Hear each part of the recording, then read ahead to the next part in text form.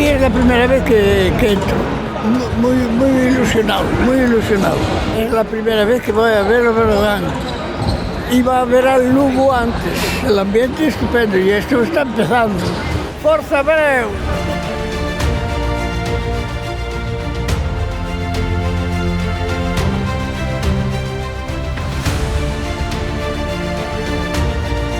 Nos trouxemos hoxe o noso avó e un dos seus soños era ver un partido de básquet en directo e quería ver o seu Breogán que o leva vendo por televisión moito tempo.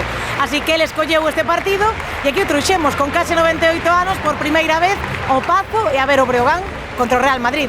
Nos comentou que lle facía moita ilusión este ano, un pouco como propósito de ano novo, estar no Pazo e bueno, pois hoxe está cumplindo realmente un soño.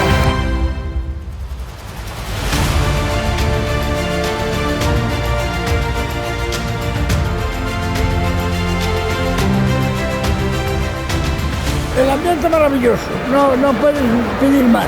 Además la gente tranquila, no se mete con nadie, anima a quien tiene que animar y fuera.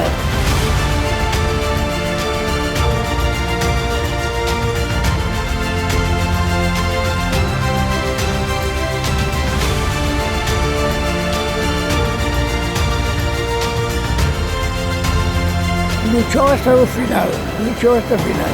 No, luchadores somos. Y otras veces yo los tengo visto por televisión y ganan los partidos. Pero hoy fallaron mucho.